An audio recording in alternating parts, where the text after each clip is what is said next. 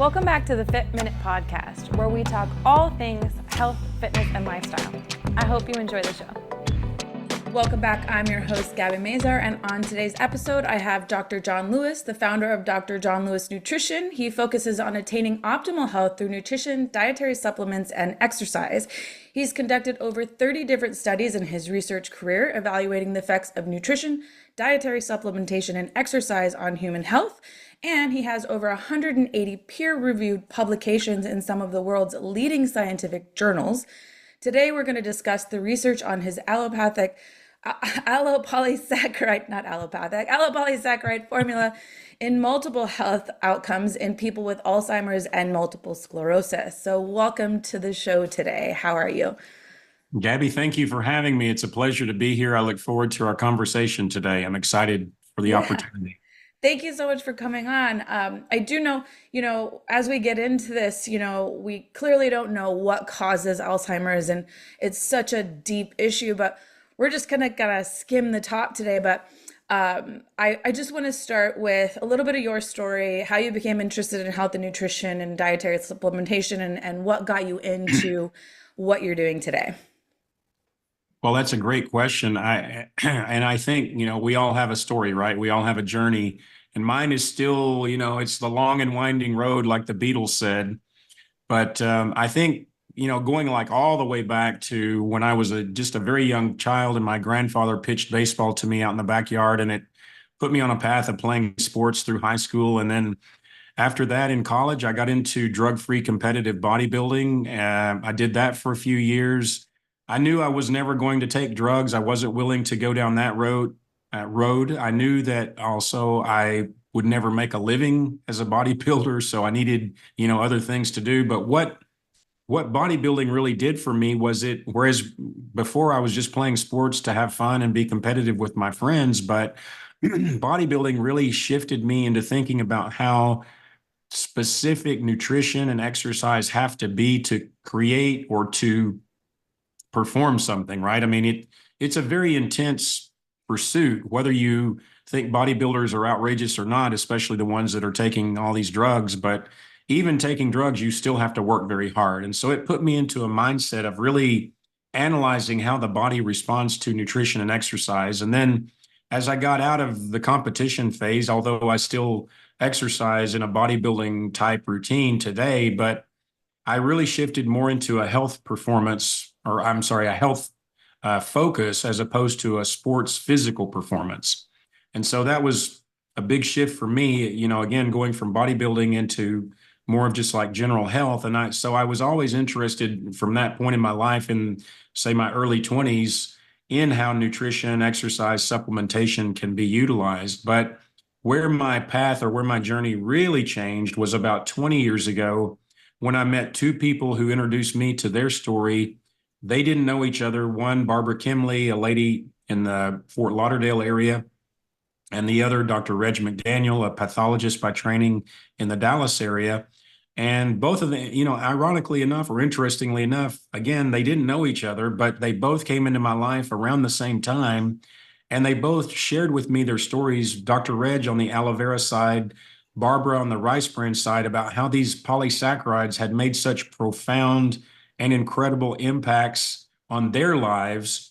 And Gabby, it just not only did it change my career, it changed my life. I mean, it truly, one of the reasons I'm sitting here today and talking to you about this is thanks to meeting these two people who, Dr. Reg is still with us. I won't out his age, but he's up there. He's in his 80s, and this man still goes to work every day, still fighting the good fight like we are, still looking for money to do research to help people. Barbara, unfortunately, she did ultimately pass, but I'm so grateful for what they shared with me and how it ultimately changed my life and just how I looked at these polysaccharides. Whereas as a student, I had, I don't know, a lecture or two about saccharides in general.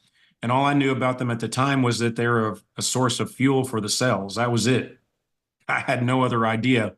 Speaking of that, can you explain for those that don't know what that is? What is a polysaccharide? What is a saccharide? Explain to people that don't know what it is, what it does. Absolutely. Well, that was my next, you read my mind because that was my next step in the progression of our conversation. And so again, to sum that up, I just have to, credit both of those two humans for radically changing me and how I've now been going down this journey for the last 20 years. But we as Americans, I mean, going all the way back at least, I don't know, 40, 50 years, anytime you hear the word sugar, you immediately think what? Bad, Hmm.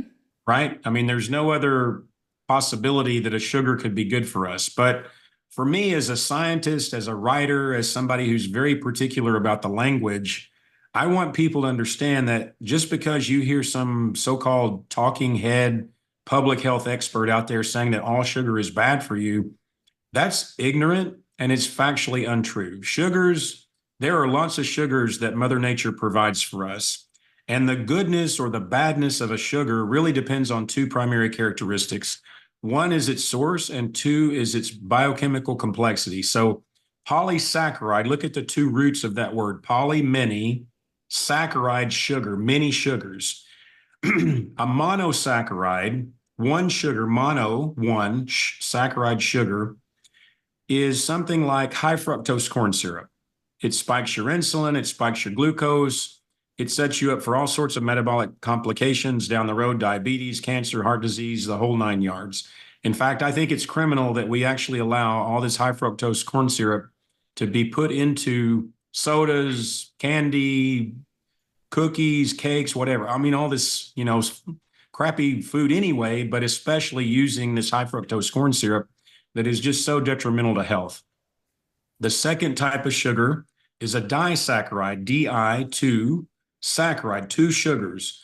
The most common disaccharide is sucrose, white table sugar. Again, it's similar to high fructose corn syrup. If you're eating white table sugar every day in lots of volume, lots of amount, you're setting yourself up for problems down the road. And then you have polysaccharides, many sugars. These polysaccharides, the ones that we've studied from aloe vera and rice bran, they are incredibly complex compounds. They are literally hundreds of glucose units attached together with these very sophisticated glycosidic bonds, and they have so much coded information in them. They are so complex, you cannot even draw or compose them on a piece of paper. They're literally like 5D objects.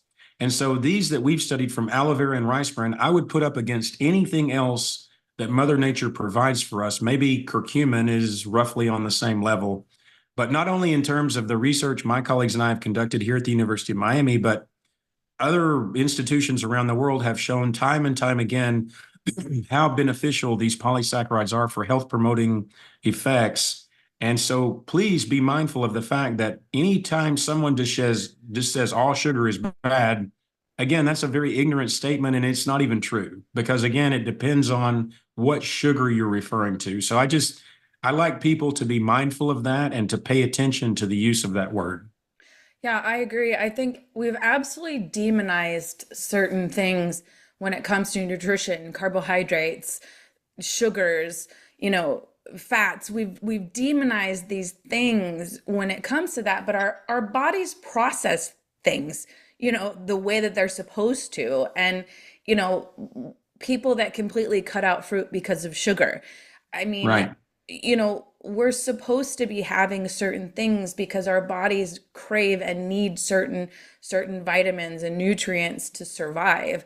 You That's have right. deficiencies.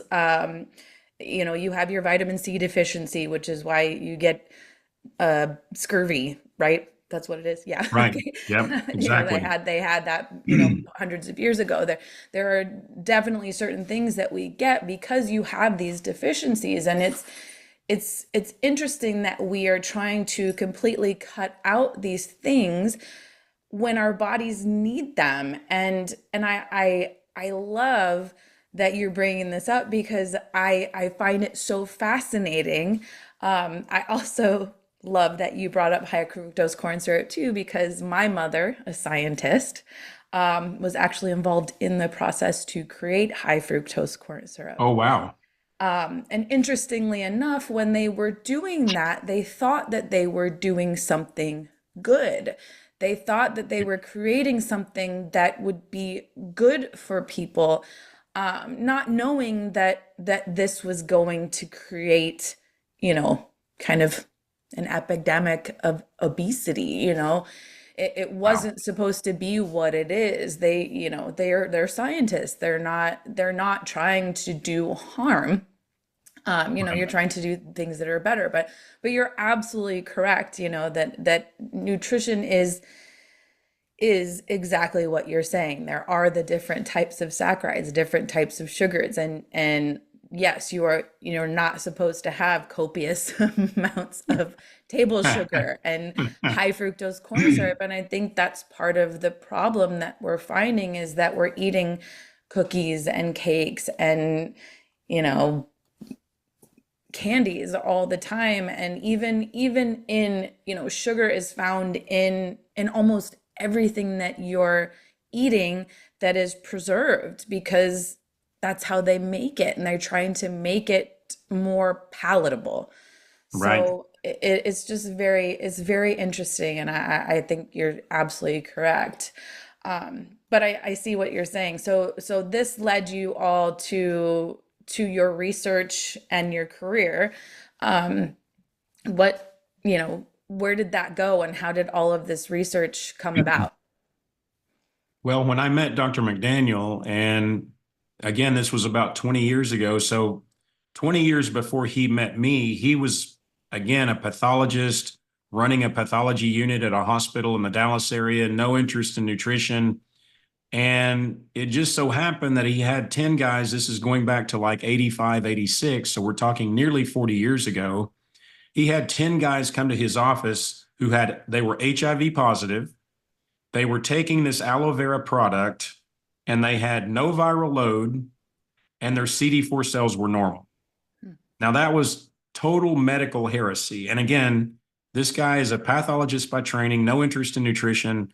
And they're asking him, Dr. McDaniel, can you help explain to us why taking this aloe vera product is essentially allowing us to be healthy as if we don't have the virus? And in very Texan fashion, he thought he was being pranked. He thought it was a big joke. Get out of my, he's like shooing them out of his office. But fortunately for all of us, they would not take no for an answer. And eventually he decided, okay, let me show my colleagues, what this is. I know nothing about it. He couldn't get any of his physician friends interested like him. They had no interest in nutrition, but he had some friends at Texas A&M at the veterinary school. And as you probably know, veterinarians are typically more interested in nutrition in general than the average physician is. So it ended up leading them down a path of looking at why this aloe vera product had this incredible health promoting benefit. And what they discovered was that it was the polysaccharide in the aloe vera. That was the real key nutrient. Aloe vera has lots of things in it. It's not just polysaccharide, but it's got fatty acids, amino acids, vitamins, minerals, elements, all these different things. The gel, though, is 99% water. So a lot of times when I talk about this, the first thing people think of is, oh, aloe vera is great for a sunburn or a cut or a wound. And that's fine. I'm not saying there's anything wrong with that. It's just a limited application. But then the second thing people think of is, oh, he's talking about aloe vera. I'll just start drinking aloe vera juice. And I'm like, no, that doesn't do it either. Again, that gel or that juice is 99% water. I have aloe vera growing in my backyard here in Miami, but I'm not out there every day snipping the leaves off, cutting it and sucking the gel down. You have to first take all of that water out because the nutrition is very diluted in the face of all of that water.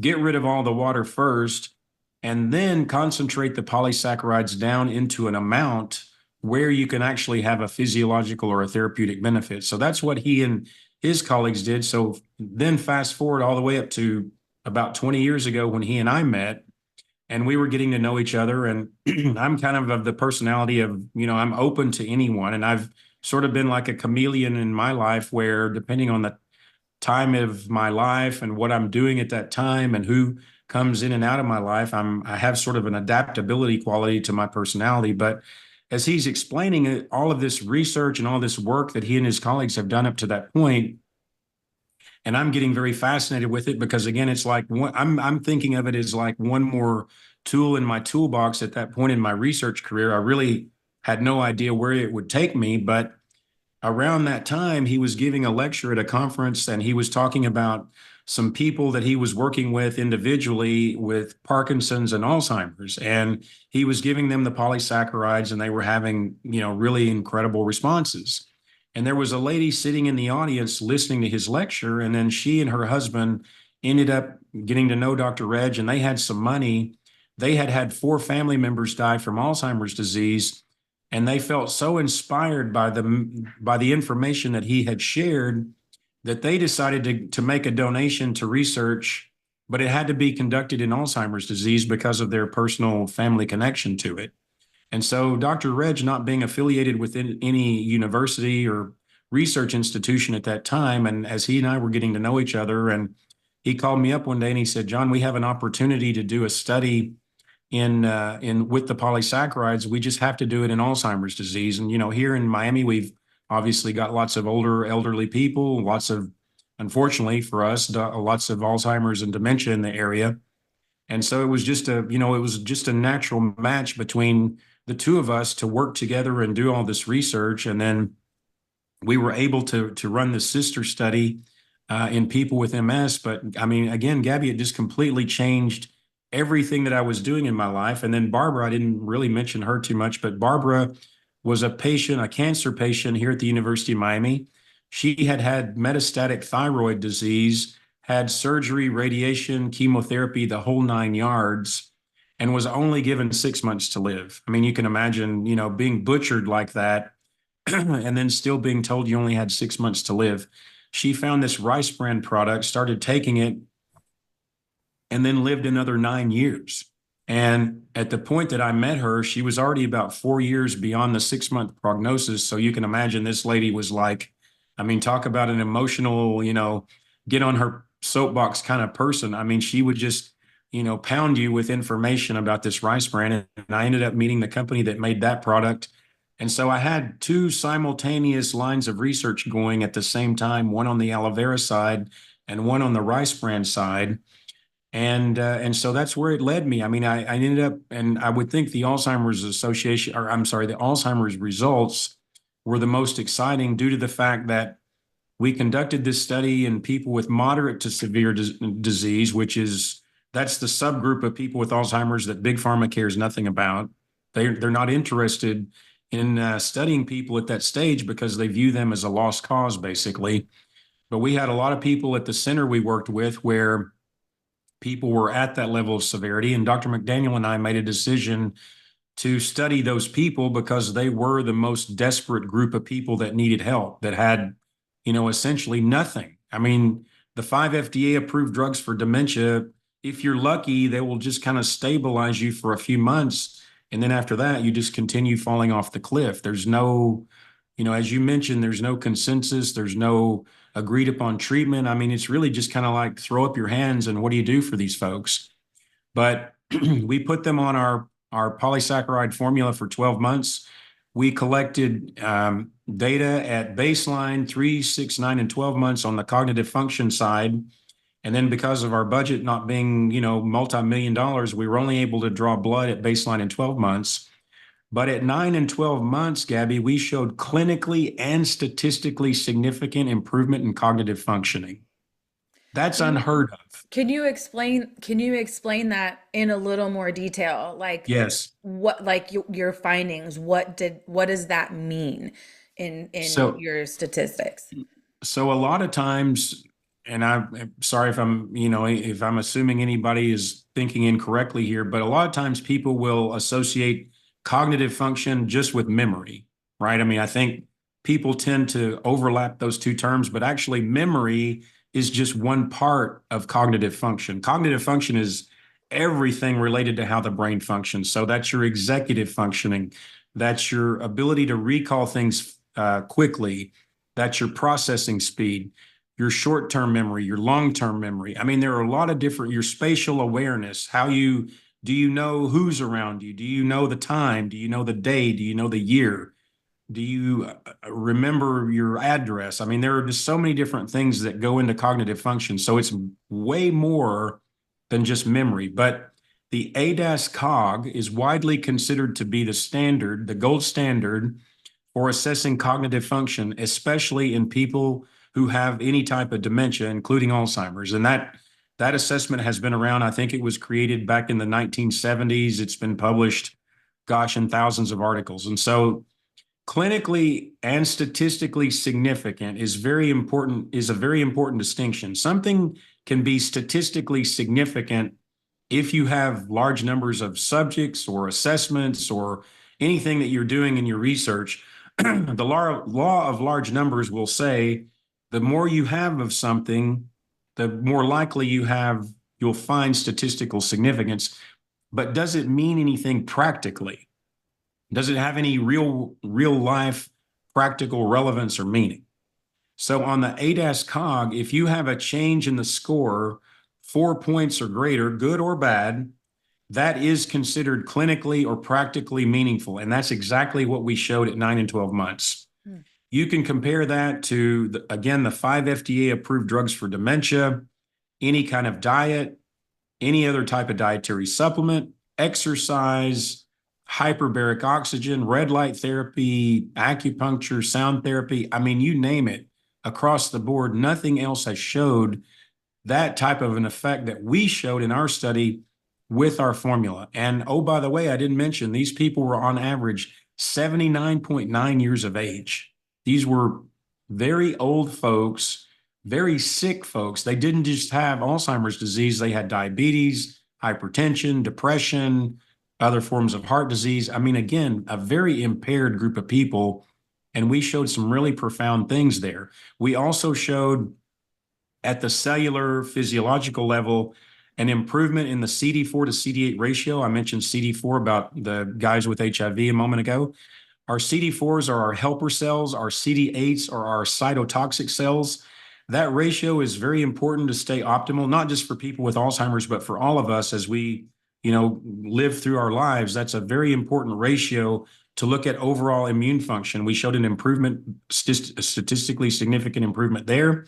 We lowered TNF alpha and VEGF. Those are two proteins that are inflammatory markers that are commonly looked at in cancer and heart disease. Our paper was probably the first one that showed this type of an effect in people with Alzheimer's. And then we also showed just under a 300% increase in something called CD14 cells, which are adult stem cells. We know from other research that the CD14 cell can turn into a neuron, which is a very important finding, showing that neuroplasticity, or the ability for the brain to regenerate itself, is actually something that's capable of happening. 30, 40 years ago, neuroplasticity was considered nonsense. You back then thought that you were only born with the number of neurons that you had at birth. And then until you died, you just progressively lost more neurons, but the brain didn't have any ability to regenerate or restore itself. We now know that's untrue. There are parts of the brain that can restore itself. So you put all of these findings together, and it was just an incredibly, just talk about rewarding work that we had accomplished, and what we published in that first paper in the Journal of Alzheimer's Disease back in 2013. And again, that just, I literally was on top of the mountain. I was so enthusiastic and so excited for what the future would hold for me. Unfortunately, it didn't turn out to be continuing down the road in academics. I ended up leaving academics for basically due to, after that first paper was published, over the next 4 years, I tried 2 times with NIH, 2 times with the Alzheimer's Association. I could not get 1 penny. Gabby, I got goose eggs on all 4 of those attempts to get these bureaucrats, these, so-called talking head public health experts, to recognize what we had showed and what we had accomplished for the 6th leading killer of Americans, for a disease that is just escalating not only in prevalence, but in cost, devastating to the family. And we got nothing in response. These institutions would rather they'd rather spend millions of dollars on drugs or some sort of genetic modification or therapy where they can make a big licensing deal with either big pharma or a biotech company. and forget nutrition. But yet again, our study, I mean, and anything prior and anything after, there has not been any other article that showed what our first paper showed. We've published now 4 papers from that Alzheimer's study, 3 papers from the MS study that I haven't even touched on yet. And that supported all the information that I essentially used to leverage leaving academics and going into business. But I mean, it's been an incredible journey. And again, I would put these polysaccharides up against just about anything else that Mother Nature provides for us for any type of a health promoting or healing effect. And this is not, by the way, I should say to your listeners as well, this is not the pharmacological model of treating disease. Please, no one leave listening to me today and say, well, Lewis said you could use nutrition to treat disease. I'm not saying that at all. In pharmacology, you take one chemical or one synthetic compound and you try to alter a metabolic pathway to treat a symptom of a disease. That's the pharmacological model.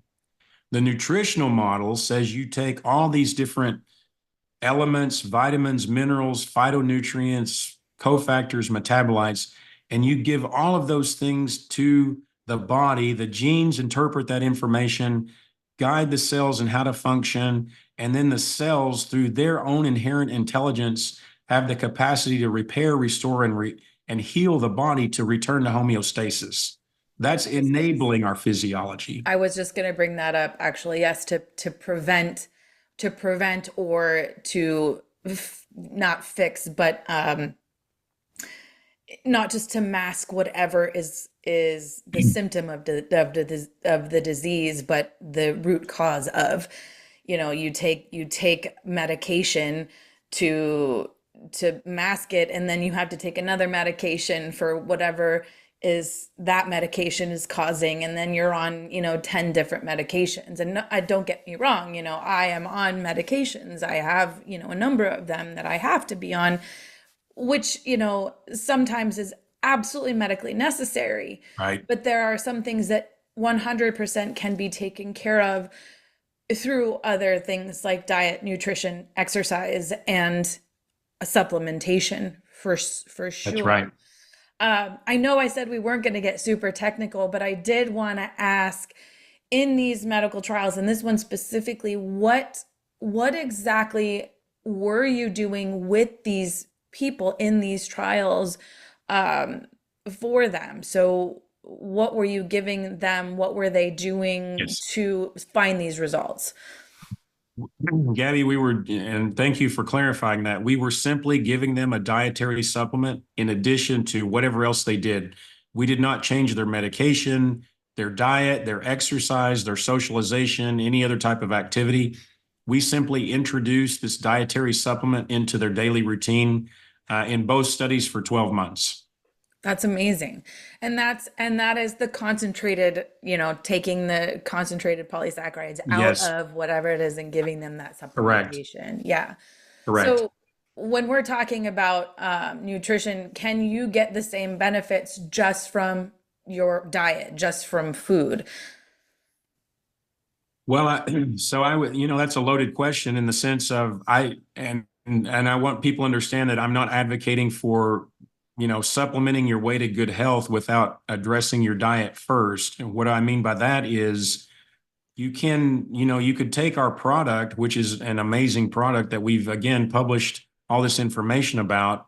But if you're eating at McDonald's every day or Taco Bell every day, it's just the supplement can't make up for all of that other detrimental action that's going on. So you really have to eat well. And I know optimally eating is very controversial today. This more recent carnivore wave is fascinating to me. I totally don't understand those people, but we won't go there for now. And then you have, plant-based people like me, and then you have other people in between. But whatever your idea of optimal nutrition or dietary behavior is, you need to solidify that first and then add in, your vitamin D or other things. But I would tell you that these polysaccharides from aloe vera and rice bran are pretty special in the sense that, number one, I don't know anybody who eats aloe vera. I mean, I don't know about you, but I'm not gonna break it off a plane out back and just gnaw on it. exactly. I mean, It does not taste good if you've ever no, like broken off and licked your finger accidentally. Like exactly. I not mean, good. it's not tasty. And again, it's 99% water anyway. So you couldn't possibly, I mean, you'd have to literally have an aloe vera farm, sucking down gel 24/7 to try to get enough polysaccharide content into your body to have an effect. So, and then rice bran, rice is interesting because the outer layer, that's the husk or the hull, that's like eating a piece of straw or something. You can't eat that. So that gets taken off. The rice bran is the next layer. That also 70 to 80% from what I've read in the statistics, 70 to 80% of the rice sold in the world is white rice. So the bran gets stripped off. And then you're left with that big white endosperm that's basically digestible starch. And so the bran is either thrown away or fed to livestock. And so 70 to 80% of the rice that's eaten is not even getting the most beneficial part of that plant, which is the bran. So I would argue, again, for these things like these two particular polysaccharides that we've studied, you really want to, you really need to get them in a dietary supplement. Yeah, I did want to ask you that loaded question. So thank you for clarifying. But yes, I mean, obviously, you don't have to be perfect. Nobody has to be perfect. We all have, our vices and whatnot, but you do want to maintain a healthy lifestyle, whatever that might be for you. And yes, obviously, adding these things to your diet and to your lifestyle are only going to help benefit you in that positive way. So That's right. optimizing your health and finding a better diet, making small changes, not eating fast food every day, cutting out those monosaccharides, cutting out table sugar, cut not completely, obviously, like we're gonna have cakes every here and there, we're gonna Right. have cookies and our sweets here and there, and that's okay. It's just the copious amounts of it that cause the issues, right? That's So, right. finding that balance between eating well, exercising, finding the supplementation that works for us. And still, yes, if we have issues with whatever else and we need to have our prescription drugs, that's okay too. That's a part of life. It's the life that we live. Thankfully, we do have those options as well right now. And, people are That's living right. longer and living healthier. It's kind of like we have two sides of the spectrum here. You have, the people living longer and people also not living longer and living less healthy.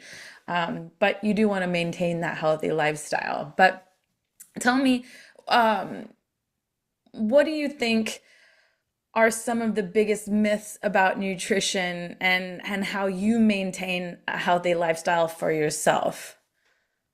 Well, I think we've already touched on the sugar myth, right? I mean, that's a very huge issue that again, a lot of people are just kind of going through life with their blinders on, not even Like talking people about not or eating thinking about. bananas. You're right, exact. Oh no, you can't have that mango. Oh no, that mango's bad for you.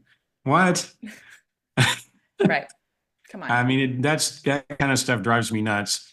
I think the other one, especially for somebody who's eaten a plant-based diet for the last 27 years, if I've not been asked once, I've been asked 10,000 times, well, John, where do you get your protein? Like people people have this ongoing prevailing idea that only animal tissue contains protein, but no animal makes the nine essential amino acids. All of those amino acids come from plants. It's the same thing with our omega-3 and omega-6 fatty acids. No fish makes omega-3 or omega-6. It comes from the plants in the ocean, the plankton, the algae. So, people need, I mean, gosh, there's not enough hours in the day for us to talk about all these nutrition myths that are floating around out there. But I think though, the protein and maybe the omega-3, those are two, because again, people, you hear omega-3, you immediately think, oh, well, it has to be fish oil. Well, no, that's not true. I mean, omega-3s come from the plant. Omega-3s are the parent omega-3s, not the fish. DHA and EPA are actually the derivatives. ALA is actually the parent omega-3. So, but the protein one, I think that's clearly the biggest myth. I mean, again, people just they think if you're not eating animal food, you're not getting protein, and that's just absolutely not true. So I those are think I think that actually comes from the fact that a lot of people who are plant-based are not getting enough protein because they don't know where to get their protein. And they are eating mostly carbohydrates. They're eating a lot of pastas, they're eating a lot of rices, they're maybe eating a lot of beans, and they're not and although some of those they have protein in them, they're not getting the right proteins, they're not getting enough protein, and they're not finding where to fit that in. So, what I found in my experience as, being in the health and fitness industry for 20 years is that people that are plant-based are not eating the right things. They go plant-based because they think it's healthier, but then they're not getting in the proteins. They aren't eating lentils, they're not eating, seaweed, whatever they need to get in. right. So that I think it's not so much that it's become that because of the way that people are eating and they're not understanding how they need to eat properly when they are plant-based. No doubt about it, but you can still be eating a lot of meat and still be eating junk too. I mean, Oh, 100%. yeah, Absolutely. Absolutely. just I eating mean, meat does and when we're talking about carnivore diet, I've seen plenty of people that are on carnivore diet eating nothing but, steak and bacon and chicken wings and cheddar cheese. And, right. eh, what? I mean, okay, sure. Like, not that all those things are terrible for you, but you are not feeding your body. Our bodies crave and need certain things. As we said from the very Right. beginning, our bodies have a process of how it processes things. It processes protein, it processes carbohydrates, it processes fat. It needs certain vitamins and nutrients to be able to survive and be at its optimal proficiency. And if we're not giving it that, it's not going to do its best. That's why we have heart disease, that's why we have obesity, that's why we have cancer. and Exactly. and it's, and to be fair too, there are certain people that also do better with plant-based diets, and people that do better with fish, and people that do better with meat. But understanding that as well, that not eating just a slab of steak for every single meal is it's that's you can't be doing that either. Exactly. Yeah, for sure. So your product is on your website, Dr. John Lewis Nutrition. It's actually drlewisnutrition.com. drlewisnutrition.com. I was close. And that's drlewisnutrition.com. and that's I DR will no I'll put that period. in the show notes for sure. Thank Um, you. do you have anything else that you wanted to talk about for your supplement? Well, I have, I would say that Daily Brain Care is the flagship product that was created out of all of this research that, I mean, if, for those of, and I just had another conversation with a guy earlier today who was asking me about, well, how do you know which supplement to take? And, he was a bit skeptical about it, but even though he takes supplements, but, as consumers trying to figure out which supplement to take or, what to believe in, I think, and people are listening to this conversation. You maybe never heard of me. You don't know anything about me, but I mean, for starters, I take everything that I sell. I would be the biggest hypocrite in the world if I didn't. I have my family on it. I've been on my own formula for over 10 years. My mom's been on it for 12, 13. My wife started taking it over 5 years ago when she was pregnant. When our daughter turned 6 months of age, I put her on it. So I say all that to say that, again, you know, it's my inanimate baby, basically, all of this work that I've put into it. And I would be very hypocritical if I wasn't taking the same thing that I sell. Plus, given the ranges of age there, I mean, literally from fetus pregnant woman all the way to elderly, my mother, and I won't out her age, and then all of us in between. I mean, there's no age restriction on taking these polysaccharides. No one should think that, oh, well, I'm this or that, I can't take them. No, that's nonsense. There's no such thing. But again, daily brain care, under the Dr. Lewis Nutrition brand, I mean, for goodness sakes, I put my own name on the label. So it's not like I'm trying to be, deceptive or sneaky or tricky. I mean, this is my life's work. And I just want people to understand that, I'm a scientist at heart who's now becoming a marketer, but I'm not some slick salesman that's just trying to push something that sounds good because I was able to go to PubMed and look at a bunch of other things and then create something. No,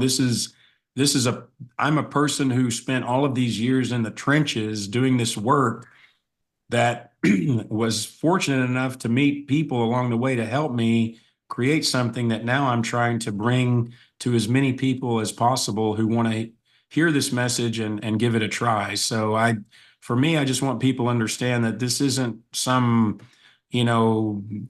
pursuit of making money and I don't care about anything else. This is my life's work that I'm just trying as hard as I can to take it to as many people as I can, to help as many people as I can, because at the end of the day, it's a sick world and a lot of people are, desperate to find something that can help them, whether it's about the brain or some other organ system. It really doesn't matter. These polysaccharides work in every cell in the body. So I'm just here to help people. You can find me again at drlewisnutrition.com. You can find me on all the typical social media channels under Dr. Lewis Nutrition, and we have a email address, phone number. I mean, you can reach us. If you have questions about the research or the products or the effects or whatever, we're here to help. So I appreciate the opportunity to be here with you today and talk about some of my message and hopefully inspire some people to check us out.